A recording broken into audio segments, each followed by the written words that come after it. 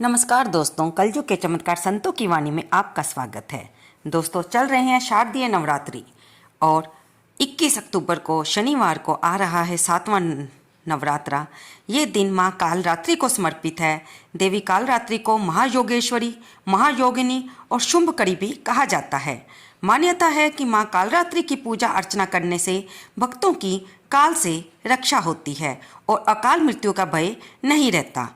आज की वीडियो में हम नवरात्रि के 7वें दिन माँ कालरात्रि की पूजा के साथ साथ उनका प्रिय रंग, उनका पुष्प, भोग, पूजन विधि, मुहूर्त के बारे में जानेंगे और इसके बाद ही हम सुनेंगे श्री चमनलाल भारद्वाज जी द्वारा रचित श्री दुर्गा स्तुति का 8वां अध्याय।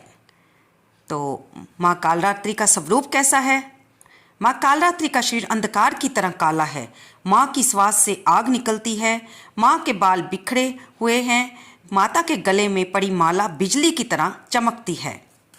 माँ कालरात्रि के 4 हाथ, 3 नेत्र हैं। एक हाथ में माता ने खड्ग, दूसरे में लौह शस्त्र, तीसरे हाथ वर मुद्रा और चौथे हाथ अभय मुद्रा में है। माता के पूजन की विधि ब्रह्म मुहूर्त में 4:44 से लेकर 5:35 पर रहेगी और संध्या के समय शाम को 5:46 से लेकर 7:02 तक रहेगी। वैसे तो आप सारा दिन, नवरात्रि का दिन चल रहा है, शुभ दिन है, माँ का किसी समय भी पाठ कर सकते हैं। माँ को रोली, कुमकुम लगाएं और उन्हें पुष्प अर्पित करें। माँ को लाल रंग के वस्त्र पसंद हैं, इसलिए उन्हें लाल रंग के वस्त्र और लाल रंग के पुष्प अर्पित करें। माँ को मिष्ठान, पंचमेवा, 5 प्रकार के फल अर्पित करें। माँ कालरात्रि को शहद का भोग अवश्य लगाएं। फिर माता की कथा सुने, माता का पाठ, जो कि आप अगर कोई भी आपने नवरात्रि के पाठ शुरू किए हुए हैं किसी के द्वारा भी रचित, तो उस अध्याय को अवश्य पढ़ें। नवरात्रि के 7वें दिन माँ कालरात्रि की विधिवत पूजा करने से माँ अति प्रसन्न होती हैं। धार्मिक मान्यताओं के अनुसार माँ कालरात्रि भक्तों की काल से रक्षा करती हैं और सुख समृद्धि का आशीर्वाद प्रदान करती हैं। माँ कालरात्रि को गुड़ अति प्रिय है, इसलिए 7वें दिन गुड़ का भोग लगाना अत्यंत शुभ होता है। माँ का सिद्ध मंत्र है ओम ऐं ह्रीं क्लीं चामुंडाय विच्चे। ओम कालरात्रि देव्यः नमः। माँ का रूप भले ही भयंकर है, लेकिन ये सदैव शुभ फल देने वाली माँ है, इसलिए इन्हें शुभंकरी भी कहा जाता है। इसलिए भक्तों को इनसे किसी भी तरह से भयभीत या आतंकित होने की कतई आवश्यकता नहीं है। इनके साक्षात्कार से भगत पुण्य का भागी बनता है। कालरात्रि की उपासना करने से ब्रह्मांड की सारी सिद्धियों के दरवाजे खुलने लगते हैं और तमाम असुरी शक्तियां उनके नाम के उच्चारण से ही भयभीत होकर दूर भागने लगती हैं। इसलिए दानव, दैत्य, राक्षस और भूत प्रेत उनके स्मरण से ही भाग जाते हैं। ये ग्रह बाधाओं को भी दूर करती हैं और अग्नि, जल, जंतु, शत्रु और रात्रि से लगने वाले भय दूर हो जाते हैं। अर्थात इनकी कृपा से भगत हर प्रकार के भय से दूर होता है। माँ कालरात्रि के बारे में पुराणों में ये कथा प्रचलित है कि एक पुरानी कथा के अनुसार एक रक्त बीज नाम का राक्षस था। मनुष्य के साथ देवता भी इससे परेशान थे। रक्त बीज दानव की विशेषता ये थी कि जैसे ही उसके रक्त की बूंद धरती पर गिरती तो उससे उसके एक जैसा एक और राक्षस बन जाता था। इस राक्षस से परेशान होकर समस्या का हल जानने सभी देवता भगवान शिव के पास पहुँचे।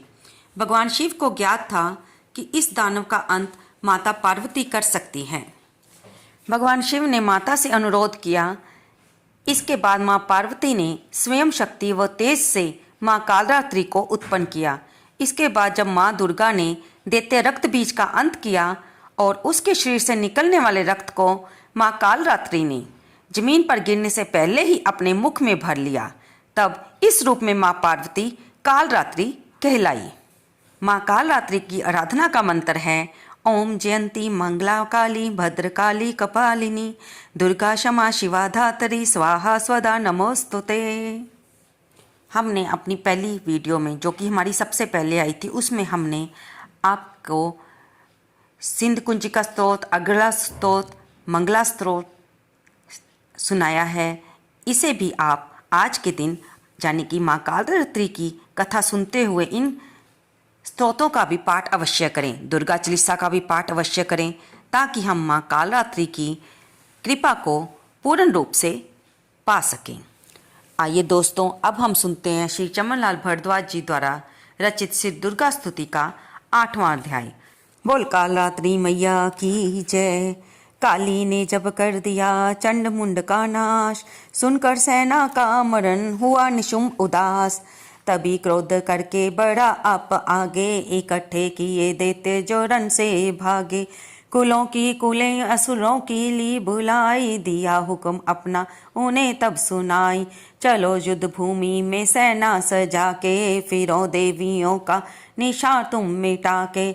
आद्या युद्ध और शुंभ थे दैत्य योद्धा, भरा उनके दिल में भयंकर क्रोधा।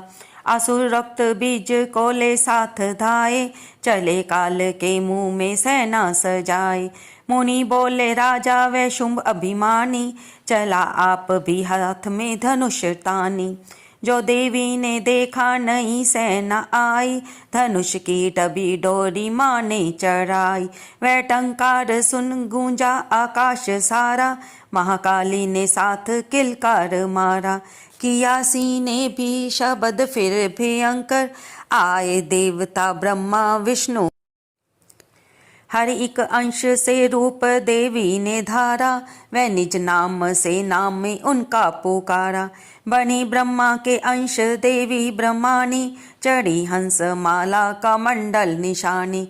चढ़ी बैल त्रिशूल हाथों में लाई, शिवा शक्ति शंकर की जग में कहलाई।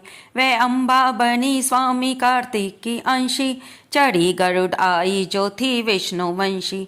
वारा अंश से रूप वाराही आई, वह नरसी से नरसिंही कहलाई। ऐरावत चढ़ी इंद्र की शक्ति आई, महादेव जी तब ये आज्ञा सुनाई। सभी मिलके दैत्यों का संहार कर दो, सभी अपने अंशों का विस्तार कर दो। इतना कहते ही हुआ भारी शब्द अपार, प्रकटी देवी चंडिका रूप भयानक धार। घोर शब्द से गर्ज कर कहा शंकर से जाओ, बनो दूत संदेश ये दैत्यों को पहुँचाओ। जीवित रहना चाहते हैं तो जा बसे पाताल, इंद्र को त्रिलोका देवे राज्य संभाल। नहीं तो आए युद्ध में तज्जीवन की आस, इनके रकत से बुझेगी माँ काली की प्यास। शिव को दूत बनाने से शिवदूती हुआ नाम, इसी चंडी माँ माया ने किया घोर संग्राम। दैत्यों ने शिव शंभू की मानी एक न बात, चले युद्ध करने सभी लेकर सेना साथ। आसुरी सेना ने तभी ली सब शक्तियाँ घेर, चले तीर तलवार तब हुई युद्ध की छेड़। दैत्यों पर सब देवियाँ करने लगी प्रहार, छिन भर में होने लगा असुर सेना संहार। दशों दिशाओं में मचा भयानक हाहाकार, नव दुर्गा का छा रहा था वहाँ तेज अपार। सुन काली की गर्जना हुए व्याकुल वीर, चंडी ने त्रिशूल से दिए कलेजे चीर। शिवदूती ने कर लिए भक्षण कई शरीर, अम्बा की तलवार ने कीने देते अधीर। ये संग्राम देख के आदित्य खींच, तभी युद्ध करने बड़ा रक्त बीच। गदा जाते ही मारी बलशाली ने, चलाए कई बाण तब काली ने। गदा जाते ही मारी बलशाली ने, चलाए कई बाण तब काली ने। लगे तीर सीने से वापस फिरे, रक्त बीज के रक्त कतरे गिरे। रुधिर दैत्य का जब जमी पर बहा, हुए प्रगट फिर दैत्य भी लाख हा। फिर उनके रक्त कतरे जितने गिरे, उन्हीं से कई दैत्य पैदा हुए। ये बढ़ती हुई सेना देखी जभी, तो घबरा गए देवता भी सभी। विकल हो गई जब सभी शक्तियाँ, तो चंडी ने महाकालिका से कहा, करो अपनी जीभा का विस्तार तुम, फैलाओ ये मुंह अपना एक बार तुम। मेरे शस्त्रों से लहू जो गिरे, वह धरती के बदले जुबां पर पड़े। लहू दैत्यों का सब पिए जाओ तुम, ये लाशें भी भक्षण किए जाओ तुम। ना इसका जो गिरने लहू पाएगा, तो मारा असुर निश्चय ही जाएगा। इतना सुन माँ काली ने किया भयानक वेश, गरज से घबरा कर हुआ व्याकुल नरेश। रक्त बीज ने तब किया चंडी पर प्रहार, रोक लिया त्रिशूल से जगदम्बे ने वार। तभी क्रोध में चंडिका आगे बढ़कर आई, अपनी खरग से दैत्य की गर्दन काट गिराई। शीश कटा तो गिरा लहू चामुंडा गई पी, रक्त बीज के रक्त से सखे न निश्चर जी।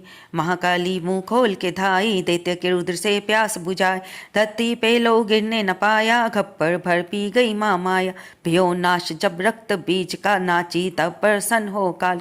असुर सेना सब दीन सहारी, युद्ध में भयो कोलाहल पारी। देवता गण तब अति हर्षाए, धर्यो शीश शक्ति पद आय। कर जोड़े सब विने सुनाए, महामाया की स्तुति गाय। चंडिका तब दीनो वरदाना, सब देवन का कियो कल्याण। खुशी से नित्य किया शक्ति ने, वर्जे दास दिया शक्ति ने। जो जे पाठ पढ़े जा सुनाए, मनवांछित फल मुझसे पाए। उसके शत्रु नाश करूंगी, पूरी उसकी आश करूंगी। माँ संपुत्र को मैं पालूंगी, सभी भंडारे भर डालूंगी। तीन काल है सत्य ये शक्ति का वरदान, नव दुर्गा के पाठ से है सबका कल्याण। भक्ति शक्ति मुक्ति का है यही भंडार, इसी के आश्रय ए दास हो भव सागर पार। नवरात्रों में जो पड़े देवी के मंदिर जाए, कहे मार्कंडे ऋषि मनवांछित फल पाए। वरदाती वरदायिनी सबकी आस पुजाए, प्रेम सहित माँ माया की जो भी स्तुति गाए। सिंह सवारी मैया की मन मंदिर जब आए, किसी भी संकट में पड़ा भगत नहीं घबराए। किसी जगह भी शुद्ध हो पड़े जा पाठ सुनाए, दास भवानी की कृपा उस पर ही हो जाए। नव दुर्गा के पाठ का 8वां जी अध्याय, निस दिन पढ़े जो प्रेम से शत्रु नाश हो जाए। बोल जयकारा माँ काल रात्रि जी का, बोल साचे दरबार की जय। तो दोस्तों यहाँ पर हमारा 8वां अध्याय समाप्त होता है। इससे अगले की चर्चा हम अगले पाठ में करेंगे। अगर आप हमारे चैनल पर नए हो तो कृपया इसे सब्सक्राइब कर लें, इसे लाइक करें, शेयर करें और कमेंट बॉक्स में जय काल रात्रि मैया लिखना बिल्कुल ना भूलें। धन्यवाद दोस्तों।